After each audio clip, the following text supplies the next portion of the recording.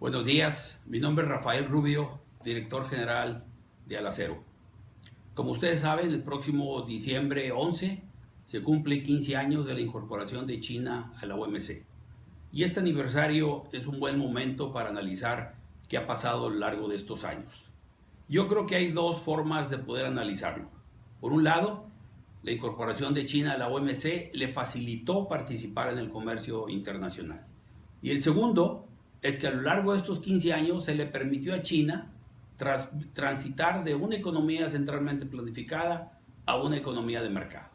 Y creo que es importante tratar de ver cuáles han sido los resultados. Con respecto a lo primero, no hay duda, China es una potencia comercial. De representar el 6% de la exportación en 2003, en 2015 ya era el 13%. En el lado de las importaciones, de representar un 5% en 2003, ahora representa el 11%.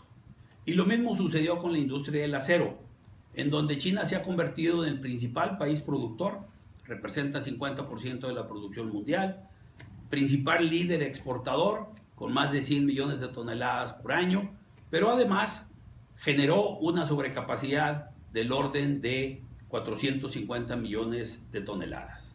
En el segundo aspecto, la transición de China a una economía de mercado, yo creo que aquí el resultado, el veredicto y la opinión de una gran mayoría de países es que China no ha completado su transición a una economía de mercado.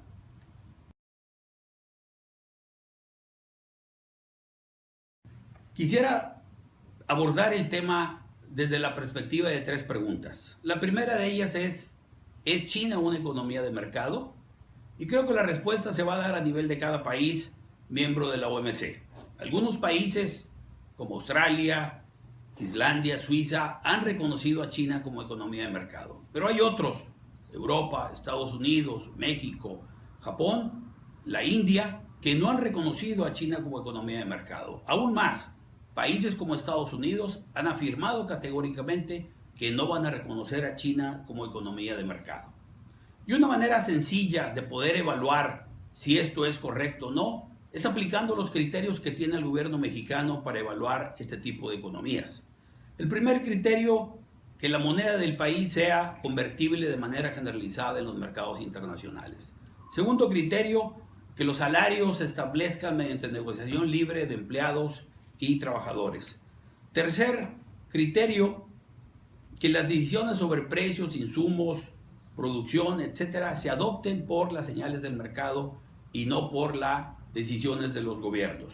El cuarto, que la industria en cuestión tenga libros de contabilidad y que sea factible auditarlos de acuerdo a las normas internacionales.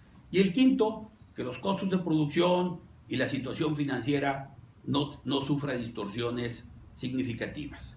Cuando uno hace el análisis de la situación económica y comercial de China, es claro que no se cumplen estos 5 criterios que en este caso aplique el gobierno mexicano.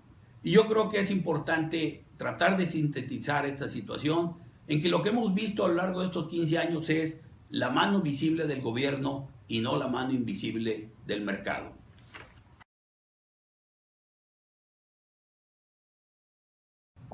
La segunda pregunta que quisiera tratar de responder es ¿por qué es relevante esta situación?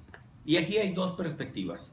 La primera es cómo este concepto de economía de mercado se relaciona con las investigaciones de prácticas desleales por dumping o por subsidio.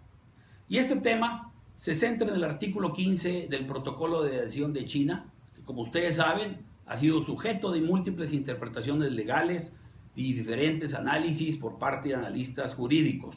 Y el resultado es que realmente no hay obligación para que un país reconozca automáticamente a China como economía de mercado, sino que va a ser una decisión por cada uno de los países miembros de la OMC, o bien se va a dar en el mecanismo de solución de disputas en los próximos 3 a 5 años. El segundo punto por el cual es relevante es por la presencia creciente del acero de China en América Latina. Como sabemos, China ha tenido una participación creciente hasta llegar a representar el 12% del mercado latinoamericano, con una importación del orden de más de 9 millones de toneladas. Y esta situación frente a estas importaciones en condiciones desleales ha propiciado que los gobiernos reaccionen llevando a cabo investigaciones de prácticas desleales. Al punto que en la actualidad América Latina tiene 36 resoluciones vigentes por parte de los gobiernos latinoamericanos y hay 11 investigaciones en proceso. Sin embargo, es importante destacar que América Latina no es la excepción.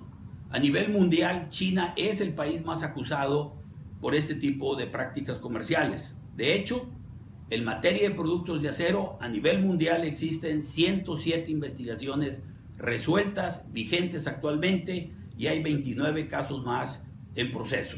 Es decir, China es el país más acusado a nivel mundial.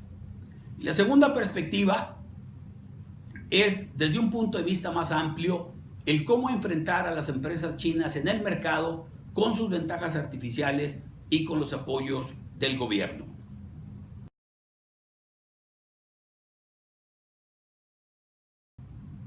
Y esto me lleva ya a la tercera pregunta, que es, ¿qué sigue? ¿Cómo vamos a reaccionar los gobiernos de América Latina frente a estos 15 años de transición? Y lo que no hay duda es que frente a la realidad de que China no es una economía de mercado, los gobiernos de la región deben reflexionar de cómo aplicar una política integral para poder enfrentar a la siderúrgica china, ya que hay un riesgo creciente de un daño irreversible a la industria siderúrgica y a su cadena de valor. Y el punto central de esa política integral debe ser el llegar a tener un campo de juego parejo frente a las empresas chinas. No es posible que las empresas privadas de América Latina compitan contra el gobierno de ese país. Y esto me lleva al comentario final. No hay duda de que China no es una economía de mercado y que ha buscado imponer un modelo económico que no es el del mercado y cuyo efecto ha sido que la generación de valor y millones de empleo se han ido a China.